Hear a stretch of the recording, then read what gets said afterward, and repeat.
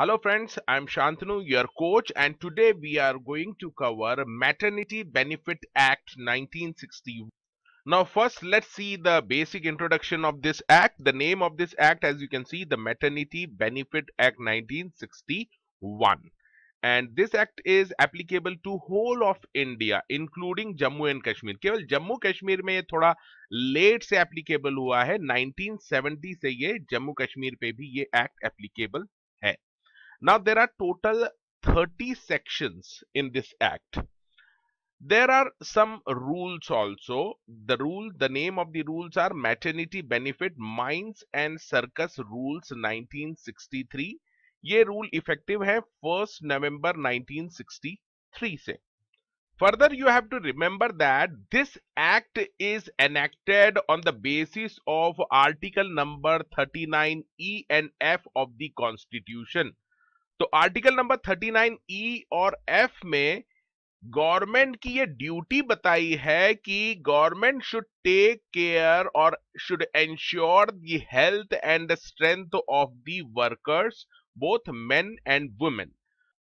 So on the basis of article number 39E and F, the parliament has enacted this act for the pure benefit of the working pregnant women. Now let's see the amendments which have been made in this act. There are total 5 amendments: 1972, then 76, 88, 95 and 2008. All these amendments have been covered under this lecture. Now you will ask, sir, whether we have to remember the names of amendment acts also. So there is no need to remember the names of the amendment act. The only thing that you should be aware that there were so many amendments. Now let's see the object of this act. The object of this act is to regulate the employment of women in certain establishment. तो यहाँ पर word use हुआ है कुछ establishment में ये regulation होगा employment का वुमेन का फॉर सर्टेन पीरियड और कुछ ही समय के लिए. कौन सा समय? Before and after the child birth. So as per this act, a pregnant woman will get a maternity benefit and other benefits. Now let's see the applicability of this act. यानी कहां कहां पर ये एक्ट लगेगा, यानी women को benefits मिलेंगे.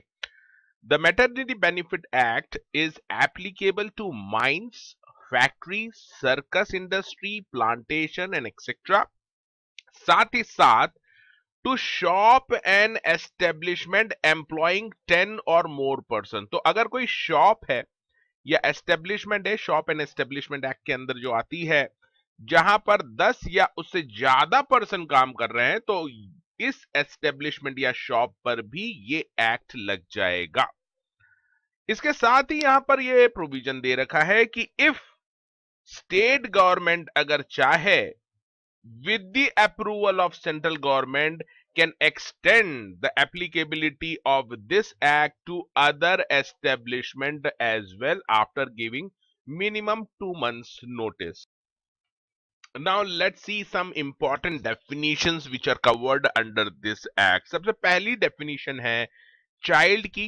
Section है 3B और इसमें केवल इतना ही लिखा है कि child include a still born child. Still born child का मतलब होता है कि ऐसा बच्चा जिसकी जन्म से पहले ही मृत्यु हो गई है, जो कोख में ही जिसकी डेथ हो गई है, तो उसको हम बोलते हैं स्टिल बॉर्न चाइल्ड. ये एग्जाम में क्वेश्चन आ सकता है, whether child include a still born child. तो यस, अंडर सेक्शन 3B. साथ ही हम देखेंगे सेक्शन 3C डिलीवरी को एक्सप्लेन किया है, मींस डेफिनेशन दे रखी है. डिलीवरी का मतलब है बर्थ ऑफ अ चाइल्ड. ये भी एग्जाम में आ सकता है. Now let's see the definition of employer. Employer की डेफिनेशन इसलिए इंपॉर्टेंट है इस एक्ट में क्योंकि ये जो मैटरनिटी बेनिफिट मिलेंगे उस लेडी को, प्रेग्नेंट वुमेन को, वो कौन देगा? एम्प्लॉयर देगा. तो यहां पर एम्प्लॉयर को डिफाइन किया है अंडर सेक्शन 3D में. It means in establishment which is under the control of government, तो अगर ऐसी एस्टेब्लिशमेंट है जो गवर्नमेंट के कंट्रोल में है, देन अ पर्सन और authority appointed by the government for supervision and control of employ. और अगर ऐसा कोई पर्सन अपॉइंट नहीं किया है गवर्नमेंट ने for supervision and control of employ, तो ऐसे केस में head of the department will be the employer. Now let's see, in establishment under the control of local authority, the person appointed by such authority for the supervision and control, same है, local authority ने अगर किसी को appoint कर रखा है person को for supervision and control of employ, तो वो पर्सन एम्प्लॉयर माना जाएगा। और अगर ऐसा नहीं कर रखा है appointment, then chief executive officer of the local authority will be treated as employer। Exam में क्वेश्चन आ सकते हैं। इसी के साथ तीसरा कवर किया है इन्होंने, in case of any other case, यानी गवर्नमेंट के कंट्रोल में नहीं है, लोकल अथॉरिटी के कंट्रोल में नहीं है एस्टेब्लिशमेंट, तो अदर केस में person who is having the ultimate control over the establishment, तो ऐसा पर्सन जिसके पास अल्टीमेट कंट्रोल है उस एस्टेब्लिशमेंट का, उसको हम एम्प्लॉयर मानेंगे। And where said affairs are entrusted to the any other person, whether called manager, managing director, managing agent और बाय एनी अदर नेम, तो वहां पर अगर manager, managing director, managing agent नाम से कोई लोग हैं जिसके पास ये पूरी पावर है, तो उनको भी एम्प्लॉयर माना गया है। अब बात करते हैं वेजेस की definition which is given under section 39। ये भी इंपॉर्टेंट है क्योंकि फाइनली जो बेनिफिट मिलेंगे वो वेजेस के हिसाब से मिलेंगे। The wages means all remuneration paid और payable in cash to women if the terms of employment express or implied were fulfilled. साथ ही साथ इन्होंने कहा है and wages includes such cash allowance including dearness allowance and house rent allowance. Question आ सकते हैं उसके ऊपर, तो कोई भी कैश अलाउंस मिलता है तो वेजेस की डेफिनेशन में आ जाएगा मैटरनिटी बेनिफिट में। साथ ही साथ हाउस रेंट अलाउंस मिलता है तो उसको भी यहां पर कवर किया है वेजेस की डेफिनेशन में। इसी के साथ इंसेंटिव बोनस, अलग से जो बोनस मिलता है उसको भी वेजेस की डेफिनेशन में कवर किया है। Money value of concessional supply of food grains and other article. अब आप ऊपर ध्यान से देखिए, ऊपर उसने लिखा था कि पेड पेबल इन कैश, तो कैश में जो भी मिल रहा है वो वेजेस है, लेकिन नीचे आते आते यहां पर उसने जो कंसेशनल सप्लाई दिया जाता है, फूड ग्रेन्स, अनाज दिया जाता है या अदर आर्टिकल दिए जाते हैं काम के बदले, उसकी मनी वैल्यू को भी वेजेस की डेफिनेशन में इंक्लूड कर लिया है। ये कंसेशनल सप्लाई को आप एग्जांपल से समझ लीजिए। Suppose a women is getting a concessional rate पे उसको वीट मिलता है। वीट कितना वीट मिलता है उसको? महीने में 10 kg वीट्स मिलता है। कंसेशनल सप्लाई इन्होंने बोला है 1 रुपीज पर केजी मिलेगा। अगर मार्केट में उसका रेट लेट से 11 रुपीज पर केजी है, तो इसको 10 रुपीज का कंसेशन मिल रहा है पर केजी, तो 10 kg के लिए टोटल कंसेशन हो गया आपका 100 रुपीज। तो 100 रुपीज पर मंथ से ये जो अमाउंट है ये वेजेस में इंक्लूड हो जाएगा। That is the money value of the concession. अभी आपने वेजेस का मतलब देखा है, अब उसका एक्सक्लूजन देख लीजिए। यानी यहां पर आपको ध्यान रखना है, these will not be treated as wages, it will not be included in wages. So wages does not include any bonus other than incentive bonus. So याद रखना incentive bonus wages में आएगा, लेकिन incentive bonus के अलावा अगर कोई any other bonus है तो वो wages की definition में नहीं आएगा। अगेन ओवर टाइम अर्निंग, अगर वो वुमेन और एक्स्ट्रा टाइम करती है, ओवर टाइम और पैसा मिलता है, तो वो भी वेजेस की डेफिनेशन में नहीं आएगा। एनी डिडक्शन और payment made on account of fine, वो डिडक्शन या पेमेंट भी वेजेस की डेफिनेशन में कवर नहीं होगा। एनी कॉन्ट्रीब्यूशन पेड और payable by the employer to any pension fund, provident fund for the benefit of the women under any law तो ऐसा कंट्रीब्यूशन, इस तरह का कंट्रीब्यूशन भी वेजेस की डेफिनेशन में नहीं आएगा।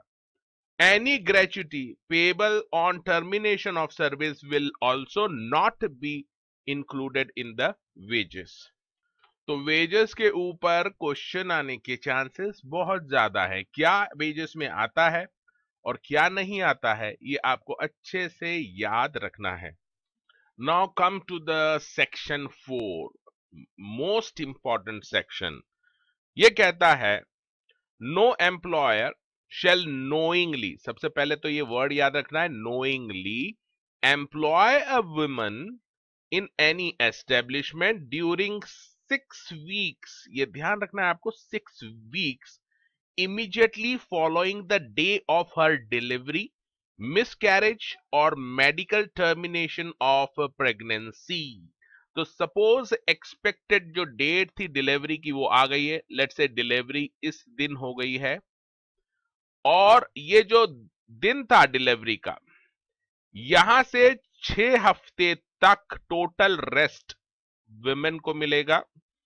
ये 6 हफ्ते कब से देखना है, डेट ऑफ डिलीवरी, अगर डिलीवरी हुई है तो डेट ऑफ डिलीवरी से, अगर मिस कैरेज हो गया है तो डेट ऑफ मिस कैरेज से, या फिर मेडिकल टर्मिनेशन ऑफ प्रेगनेंसी से। ये 3 केस है, यहां से 6 हफ्ते तक वुमेन को रेस्ट मिलेगा। एम्प्लॉयर उसको एम्प्लॉय नहीं कर सकता during this 6 weeks period.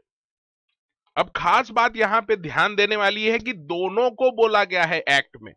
Employer को बोला गया है कि आप नोइंगली इस तरह से वुमेन को काम पे नहीं रखेंगे during the 6 weeks from the date of delivery, miscarriage और मेडिकल टर्मिनेशन।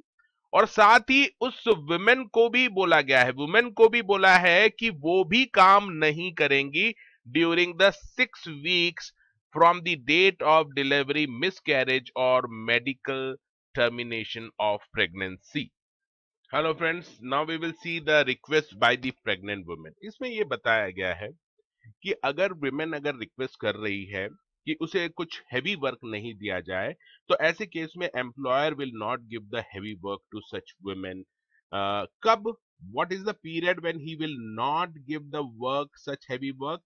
देखिए, एक्सपेक्टेड डेट ऑफ डिलीवरी के 6 हफ्ते पहले से वो लीव पे जा सकती है, और उसके भी लीव पे जाने के भी 1 महीना पहले अगर वो हैवी वर्क नहीं करना चाहती है तो वो ऐसी रिक्वेस्ट दे सकती है। तो इस 1 मंथ के पीरियड में ही will not give any kind of heavy work to such women, pregnant women.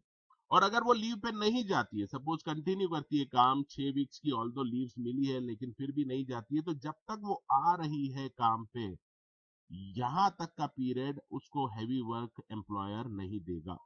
So let's see again recap of this section 4.3, request by pregnant woman। If the pregnant woman makes a request to the employer, then she shall not be given any work which is of arduous nature, that is hard work, or which involve long standing hours, or which in any way likely to interfere with her pregnancy or normal development of the fetus, or may cause her miscarriage or adversely affect her health।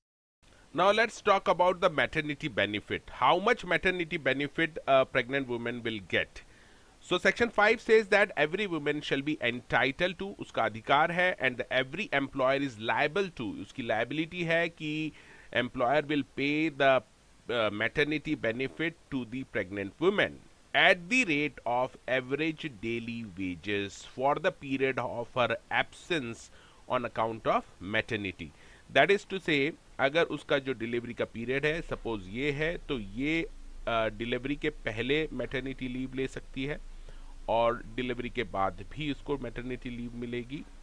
Total period of maternity leave जो बताया इस act में है वो है maximum 12 week, यानी 6 weeks पहले से ले सकती है और डिलीवरी के बाद 6 वीक्स का पीरियड। तो इस पीरियड में she will get the maternity benefit in the form of average daily wages for this period of leave। Now let's see what is the average daily wages। average daily wages का मतलब आखिर क्या है? तो यहाँ पर इन्होंने 3 आइटम्स बताए हैं। इसका जो हाईएस्ट आएगा that will be treated as average daily wages. तो पहला है average wages of 3 calendar months from the date from which she was absent on account of maternity. दूसरा है minimum rate of wages fix under the minimum wages act, and the third is 10 rupees. तो इन तीनों का highest.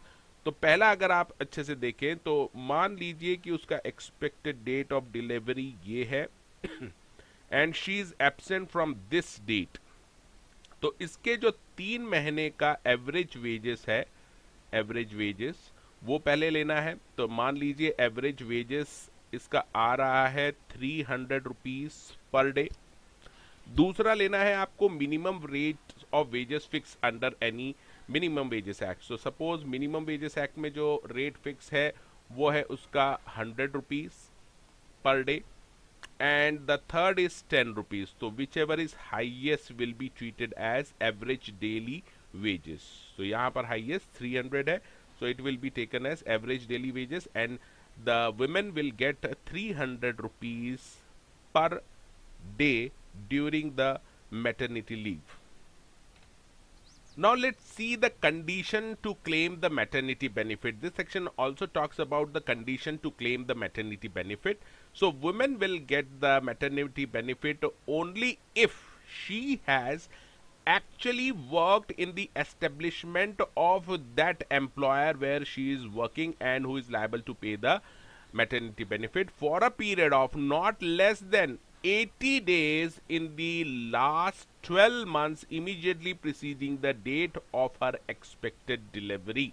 तो अगर उसकी date है एक्सपेक्टेड डिलीवरी की, सपोज ये डेट है, तो यहां से आपको 12 मंथ्स का पीरियड देखना है। Let's say this is the 12 months period. In this 12 months period, she should have worked at least 80 days in the establishment of this employer who is going to make the payment of maternity benefit. Again, this talks about the maximum maternity benefit. So, maximum maternity benefit shall be of 12 weeks, of which not more than 6 weeks shall precede the date of expected delivery. तो यहाँ पर मैंने आपको पहले ही बता दिया है कि जो टोटल मैटरनिटी बेनिफिट इसको मिलेगा वुमेन को वो 12 वीक्स का है। उसमें 6 वीक पहले से वो ले सकती है, ये बेनिफिट क्लेम कर सकती है, और उसके डिलीवरी के बाद 6 वीक्स। तो total period of maternity benefit will be of 12 weeks, 6 weeks before delivery and 6 weeks after delivery. If women dies during this period, अगर उसकी डेथ हो जाती है इस पीरियड में, the maternity benefit shall be payable only up to the date of death. तो मान लीजिए यहाँ पर उसकी डेथ हो गई है, कहीं भी इस पीरियड में डेथ हो जाती है, तो मैटरनिटी बेनिफिट जो एम्प्लॉयर देगा up to the date of death, including the date of death तक उसको देना है। This section further talks about that in case women having delivered a child, suppose date और delivery के दिन she has delivered a baby and after delivery of the child she dies during the delivery, उसी वक्त उस women की death हो जाती है डिलीवरी के बाद, या उसके बाद immediately after following the period of maternity benefit जो उसकी डेथ हो जाती है, तो ऐसे केस में the employer shall be liable for payment of maternity benefit for the entire period. entire period हमने पहले ही देखा है 12 वीक्स तक का है टोटल, वहां तक उसको वो पेमेंट करना पड़ेगा। But if child also dies during the said period then for the days up to the date of death of the child. Suppose delivery के बाद जो चाइल्ड है उसकी भी डेथ हो जाती है आफ्टर 3 वीक्स, तो उसको जो employer will pay the maternity benefit up to the date of death of the child. Now talks about section 5, ये इंसर्ट किया था 1972 के अमेंडमेंट में, the continuation of payment of maternity benefit in certain cases. आपको यहाँ पे ध्यान रखना है कि the pregnant women can claim the maternity benefit under employ state insurance act as well. तो एम्प्लॉय स्टेट इंश्योरेंस एक्ट के बेनिफिट के लिए अगर कोई वुमेन ने एप्लीकेशन दी है, even after giving the application she will continue to get the benefit under the maternity benefit act until and unless she actually get the maternity benefit. She qualified to claim the maternity benefit under the State Insurance Act. तो केवल application देने से, state insurance act के maternity benefit को claim करने के लिए application दी है, इसी से उसको डिसअलाउ नहीं किया जाएगा इस एक्ट के अंदर जो मैटरनिटी बेनिफिट मिलने वाले हैं। कब तक नहीं किया जाएगा? जब तक कि एक्चुअल में she gets the qualified to claim the maternity benefit. तो जैसे ही she qualifies to get the maternity benefit under employ state insurance act, then she will not get the benefit under the maternity benefit act. तो इसका मतलब she can claim the maternity benefit either the maternity benefit act में claim कर सकती है या फिर employee state insurance act में वो claim कर सकती है maternity benefit। इसके बाद सेक्शन 5B भी अमेंडमेंट के थ्रू लाया गया है। यहाँ पर इन्होंने ये बोला है कि sometimes women is working in an factory और एस्टेब्लिशमेंट जहां पर employ state insurance act applicable है और उसका जो वेजेस है, whose wages excluding the remuneration of over time for a month exceed the amount specified under section 29 of that act. इसका कहने का मतलब है कि विमेन जहां काम कर रही है वो है फैक्ट्री जहां पर employ state insurance act applicable है, बट क्योंकि वुमेन की सैलरी ज्यादा है इसलिए वो एम्प्लॉय स्टेट इंश्योरेंस में मैटरनिटी बेनिफिट क्लेम नहीं कर सकती।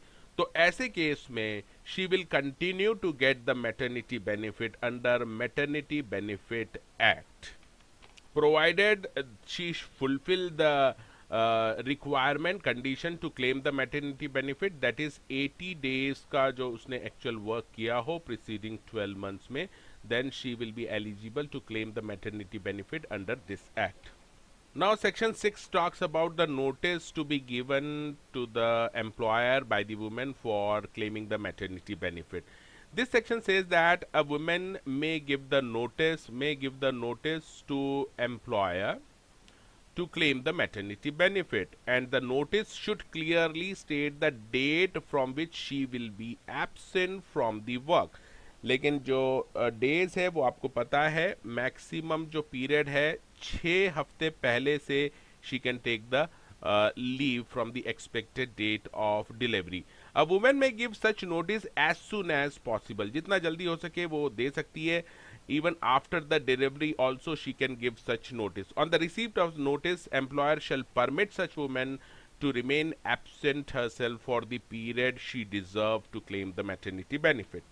Further, this section talks about the advance payment of maternity benefit. तो जैसे है ये expected date of delivery है, then women can claim the advance payment of such maternity benefit up to the date of delivery on producing such proof which shows that woman is pregnant.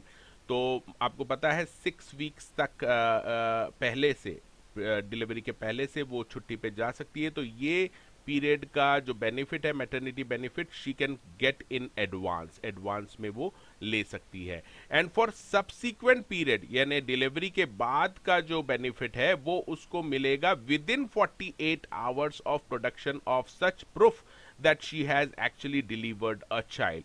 तो यहाँ पर उसको जो payment है बाकी के period का 6 वीक्स का वो with in 48 hours of delivery of child employer will pay her for the post maternity period the benefit of maternity.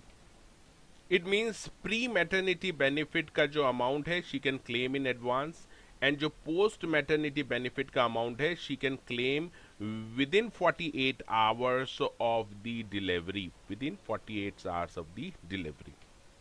Now section 8 talks about the payment of a medical bonus as well. Every woman will be entitled to maternity benefit under this act shall also be entitled to receive from her employer a medical bonus of rupees 1000 if prenatal confinement and postnatal care is not provided by the employer free of charge. अगर ये care provide करता है employer तो ये bonus देने की जरूरत नहीं है, but if he the employer is not providing such care and facility to the women, then the employer will be liable to make the payment of medical bonus up to rupees 1000 to the women. However, you can note that the central government may, before every 3 years, by notification, increase this amount of medical bonus subject to maximum 20,000 rupees. तो अभी तो ये medical bonus 1000 का है, अगर government central government चाहे तो ये इंक्रीज कर सकती है मेडिकल बोनस को अप टू 20,000 रुपीज तक. Prenatal means before birth और ड्यूरिंग और related to pregnancy. Now let's see nursing breaks. Section 11 talks about that every woman who returns to duty, जब वो women pregnancy complete होने के बाद जो maternity leave है वो complete हो जाती है, उसके बाद जब वो काम पे आती है, then she will get in addition to the interval of rest, जो normal employee को rest का interval मिलता है, उसके अलावा she will be allowed in the course of her daily work 2 breaks of prescribed duration for nursing the child, that is for feeding the child until the child attains the age of 15 months. तो यहाँ पर जब वो वापस काम पे आएगी तो जब तक चाइल्ड 15 मंथ्स का नहीं हो जाता, she will get additional breaks. कितने ब्रेक्स मिलेंगे? 2 breaks of prescribed nature until the child attains the age of 15 months for feeding the child. ये ब्रेक मिलेंगे उसको, नर्सिंग ब्रेक इसे बोला जाएगा, for feeding the child.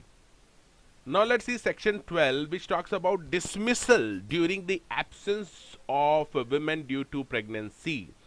So section 12 clearly says that it will be unlawful for the employer to discharge or dismiss the women or to give notice of discharge or dismissal to women who is pregnant and absent from work. And any woman deprived of maternity benefit, medical bonus, or both, or she has been discharged or dismissed during her absence or due to her absence, then such women may apply or may appeal to such a prescribed authority as may be prescribed within 60 days from communication of such order. Now let's see section 13, which says that no deduction of wages in certain cases, as we have already seen that a pregnant woman gets special treatment in 2 terms. First, nature of work, she will get a lighter work during her pregnancy period, and she will also get the breaks for nursing the child as well. So employer here cannot deduct her wages and can say that the nature of work is very light, so I am deducting the wages, or you are getting the extra nursing breaks, that is why I am deducting the wages. So employer is strictly disallowed from deducting the wages of that pregnant woman due to these reasons. Section 18 talks about the forfeiture of maternity benefit in certain cases. Suppose a woman applies to the employer to get the maternity leaves, and employer gives the maternity leave, but that pregnant woman is working somewhere else during this maternity leave, then such employer has a right to forfeit such a maternity benefit during the period she is working somewhere else. So the bottom line is that कि women को हमने maternity benefit जब दिए हैं तो वो उसका legitimate use करना चाहिए. If the women is working somewhere else, अगर वो कहीं और काम कर रही है मैटरनिटी बेनिफिट लीव लेने के बाद, इसका मतलब वो मिस यूज कर रही है मैटरनिटी बेनिफिट लीव को, तो ऐसे केस में एम्प्लॉयर जो मैटरनिटी बेनिफिट दे रहा है ये मैटरनिटी बेनिफिट को फोरफीट कर सकता है employer during the period she is working somewhere else. Now let's see section 19, which says that it is the duty of the employer to exhibit the provisions of this act and the rules made thereunder in the establishment, conspicuous place of the establishment, every part of the establishment, so that the people who are working, that is the women, should come to know about these provisions.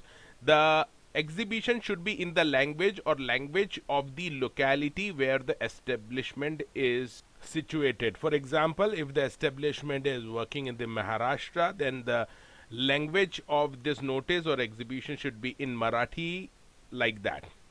Section 23 talks about the cognizance of the offense. So here they says that following persons may file a complaint regarding the offense committed under this act within 1 year from the date of offense. So who can file a complaint? कौन complaint file कर सकता है जो भी act में offence हुआ है उसके लिए? तो एग्रीव्ड वुमेन, जो वुमेन है प्रेग्नेंट वुमेन, वो खुद कंप्लेंट फाइल कर सकती है। दूसरा, head of the trade union भी कंप्लेंट फाइल कर सकता है, या फिर inspector. So these 3 persons are authorised to file a complaint under this act. Again, it says that metropolitan magistrate or magistrate of first class shall or any court higher in rank shall try any offense under this act. So इसमें जो question आ सकता है complaint के मामले में कि complaint कितने समय में करनी है, 1 ईयर में। कौन कंप्लेंट कर सकता है? तो 3 पर्सन है, aggrieved women, head of the trade union और इंस्पेक्टर। और कौन इस कंप्लेंट को ट्राई कर सकता है? Metropolitan magistrate, magistrate of first class और any other court which is higher in rank. Now let's say section 27, which says that it will have a overriding effect over the other acts, agreement or award or contract of service। इसका मतलब ये है कि suppose एक employer ने जब किसी women को काम पे रखा है तो उसने एक एग्रीमेंट साइन कर लिया है। As per agreement she will not get any maternity leaves. तो अब आप बताइए whether she will be able to get the maternity benefit in spite of such type of agreement? So yes, as per section 27 ये जो agreement किया है इसका कोई मतलब नहीं रह जाएगा। This act will supersede such agreement and this woman will be entitled to get the maternity benefit in spite of such agreement। इसके बाद again 27 says that if a woman get more favorable benefit under any agreement then will continue to get such agreement। Suppose employer ने ये agreement में ज्यादा benefit provide किए हैं maternity benefit, तो ऐसे केस में ये agreement withstand रहेगा and the woman will be able to get the more better maternity benefit which are provided under this agreement or under any other law। Now let's see section number 21 of the Maternity Benefit Act, which prescribes the penalty. If employer fails to pay any amount of maternity benefit or discharge or dismisses such woman in contravention of this act, then such employer shall be punishable with minimum 3 months imprisonment, which can be extended up to 1 year of imprisonment, and he shall be also liable for the fine of 2,000 rupees, minimum fine of 2,000 and maximum 5,000 rupees. If the employer contravenes any other provisions of the act or rules where no penalty is prescribed, then in this case he will be liable for the punishment of imprisonment, which can be extended up to 1 year, or the fine of 5,000 rupees, or both.